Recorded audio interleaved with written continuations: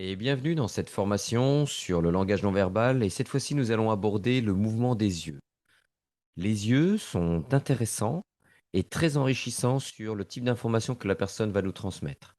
En lien avec le passé, le futur, est-ce qu'elle est davantage dans l'émotionnel? Quel type d'information cette personne va chercher? Et ça, c'est intéressant de ce côté-là.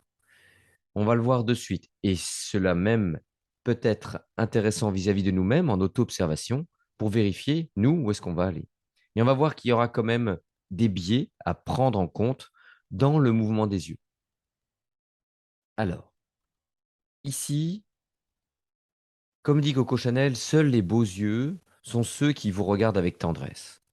Et bien ici, on va voir, quand on regarde les yeux de la personne, donc quand on l'écoute, quand nous sommes en lien avec elle, avec empathie, eh ben, quel type d'information elle nous renvoie? Nous allons voir 4 points. Tout d'abord, depuis notre enfance, comment nous avons appris à écrire. C'est ce qu'on appelle la logique de l'écriture. Et puis ensuite, le lien avec le passé et le futur. Et nous aborderons comment la personne va chercher ses informations au niveau des pensées et de l'émotionnel. Et puis son bilan. Le bilan, pardon, par rapport à cette formation. Une synthèse de ce qui aura été dit dans ces modules concernant les yeux. La logique de l'écriture, c'est tout d'abord, c'est observer, selon les traditions et selon les origines, comment on écrit. La plupart des gens en Occident, ils écrivent de la gauche vers la droite. C'est ce que l'on appelle cette logique d'écriture. Parce que nous commençons toutes nos phrases de l'extrémité d'une page pour aller se diriger vers le centre dans un cahier, donc de la gauche vers la droite. Cela signifie quoi? Regardons ici cette vidéo, c'est-à-dire que dans cette vidéo, vous allez voir, nous écrivons la majeure partie du temps de cette façon-là.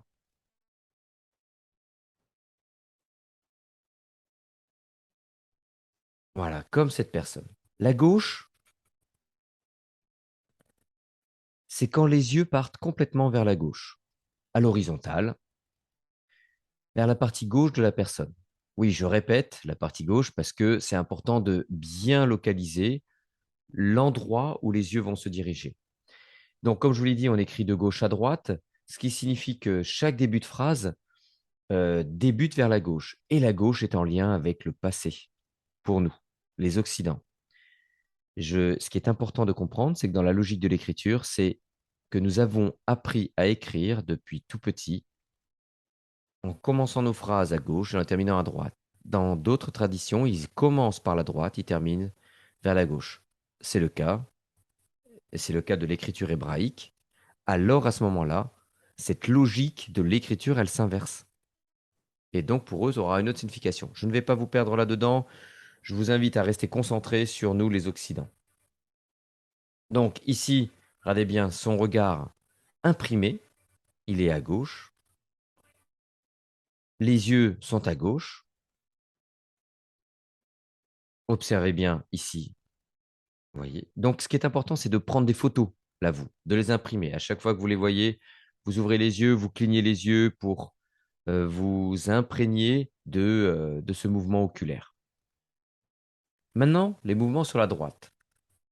Donc, ils partent de l'autre côté. Et ici, c'est quand nous terminons les phrases. C'est-à-dire que c'est sur les choses que l'on a envie d'écrire. C'est-à-dire c'est ce qui nous reste à écrire, ce que nous voulons inventer, créer. C'est le futur. Alors, le mouvement des yeux vers la droite est en lien avec le futur.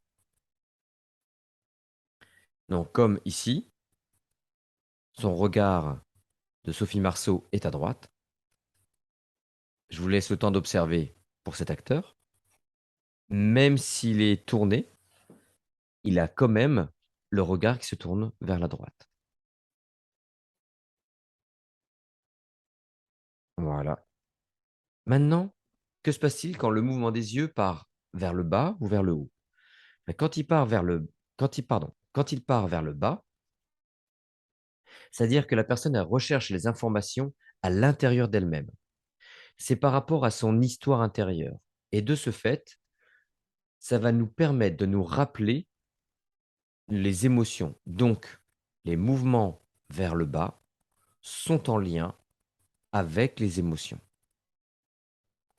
C'est comme lorsque un enfant, lorsqu'il est dans une tristesse, lorsqu'il est dans un état émotionnel désagréable, tristesse, je ne dis pas que c'est à éviter.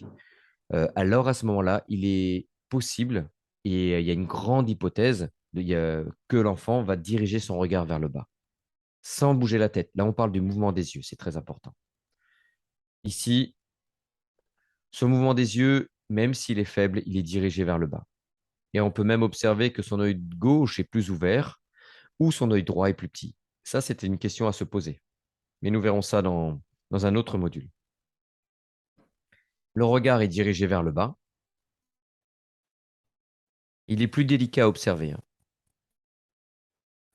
Donc, tous ces regards sont dans l'émotionnel. Donc, il est intéressant à ce moment-là d'interroger la personne sur ce qu'elle vit intérieurement au niveau de ses émotions.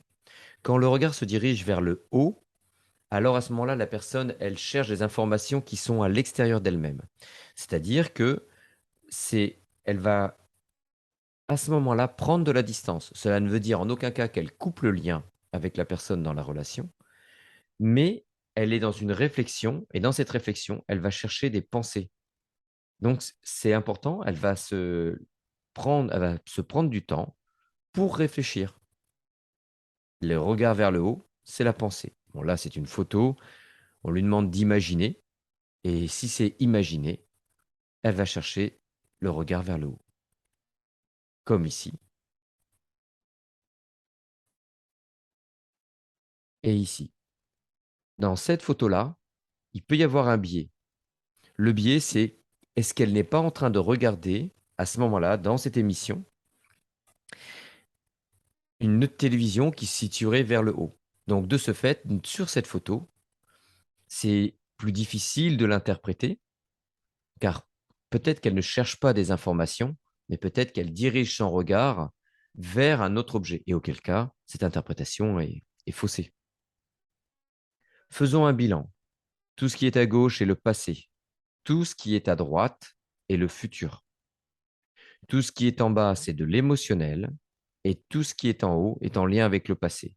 Ce qui fait qu'après, ça vous permet d'avoir des combinaisons, comme ici. Si c'est en haut à gauche, alors la personne, elle recherche des images par rapport à son passé.